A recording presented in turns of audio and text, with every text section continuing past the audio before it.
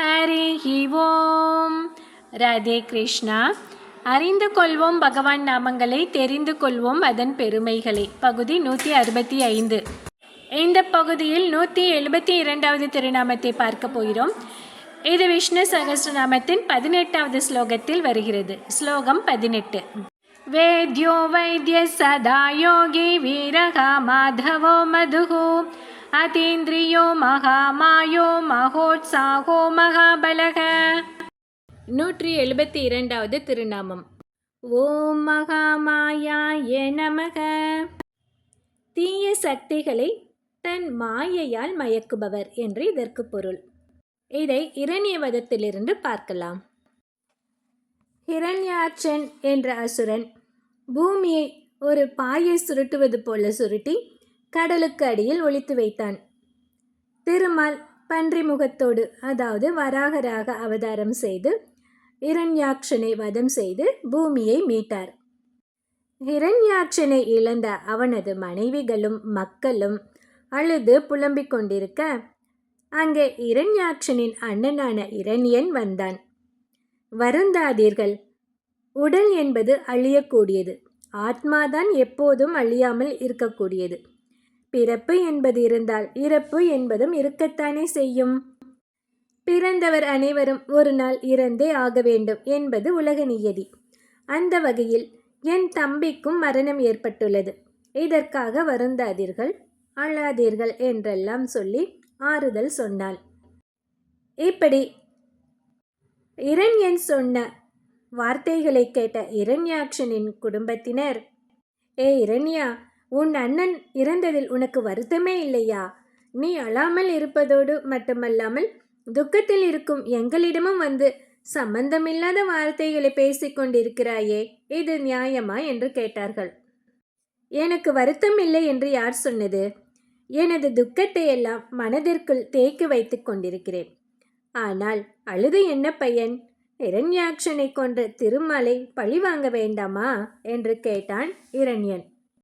அப்படியா, அதற்கு என்ன செய்ய போகிறாய் என்று மற்றவர்கள் கேட்க, என் தம்பியை கொன்ற அந்த திருமாலை எனது வாளால் குத்தி கொன்று அந்த திருமாலின் இரத்தத்தால் என் தம்பிக்கு தர்ப்பணம் செய்வேன் என்று சபதம் செய்தான் இரண்யன். அதனால் திருமாலை தேடி வைகுண்டத்திற்கு சென்றான். அங்கே சென்று பார்த்தால் பூதேவி, ஸ்ரீதேவி, நீலாதேவி உள்ளிட்ட நாச்சிமார்கள் இருந்தார்கள். கருடன், விஸ்வக்சேனர் போன்ற நித்திய சூரிகள் இருந்தார்கள். ஆதிசேஷனும் படுக்கையாக இருந்தது. ஆனால் அந்த ஆதிசேஷன் மேல் திருமாலை காணவில்லை. எங்கே போனான் அந்த நாராயணன்? அவன் எங்கு சென்றாலும் நான் அவனை விடமாட்டேன். எனது வாளுக்கு அவனை இரையாக்குவேன். அவனுடைய இரத்தத்தால் என் தம்பிக்கு தர்ப்பணம் செய்வேன் என்றெல்லாம் கூச்சலிட்டான் அங்கே நின்று கொண்டு. அங்கே வைகுண்டத்தில் இருந்தவர்கள், இரண்யா, நீ வருவதை கேள்வியுற்ற திருமால் உன்னை கண்டு அஞ்சி எங்கேயோ ஓடிப்போய் ஒளிந்து கொண்டார். அவர் எங்கே ஒளிந்து கொண்டார் என்று எங்களுக்கே தெரியாது என்று கூறினார்கள். ஆஹாஹாஹா, 14 உலகங்களுள் அவன் எங்கு இருந்தாலும் நான் கண்டறிவேன் என்று சொல்லிவிட்டு அனைத்து உலகங்களிலும் தேடினான் இரண்யன். ஆனால் திருமாலை கண்டுபிடிக்கவே முடியவில்லை. ஏமாற்றத்துடன் திரும்பினான் இரண்யன். அதன் பிறகு இரண்யக்கு பிரகலாதன் மகனாக பிறந்ததும் திருமால் நரசிம்மராக வந்து இரண்யனை வதைத்ததும் நாம் அறிந்ததே.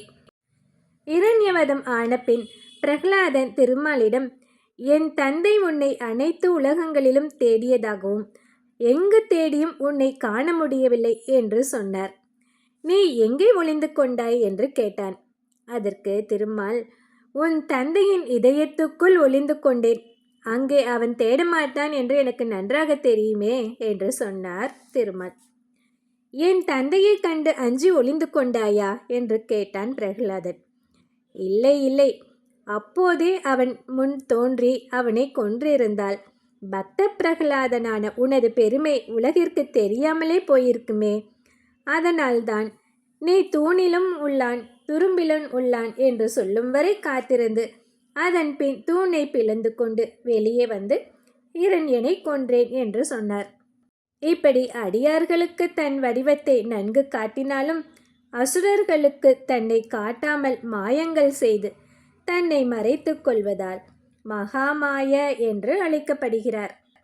மெய்யற்கே மெய்யனாகும் விதியிலா என்னை போல பொய்யற்கே பொய்யனாகும் புட்கொடி உடைய கோமான் என்று ஆழ்வார்கள் பாடுகிறார்கள். இந்த 172வது திருநாமத்தை தினமும் சொல்லி வந்தால் பக்தர்கள் அனைத்து விதமான மயக்கங்களிலிருந்தும் வெளிவரும்படி திருமால் அருள் புரிவார். அடுத்தது 173வது திருநாமம். ஓம் மகோத்சாகாய நமக. எம்பெருமான் கார்முகில் வண்ணன். அவனுக்கு எப்படி அந்த வண்ணம் வந்தது? இதை பற்றி அடுத்த பகுதியில் பார்க்கலாம். ஹரி ஓம்.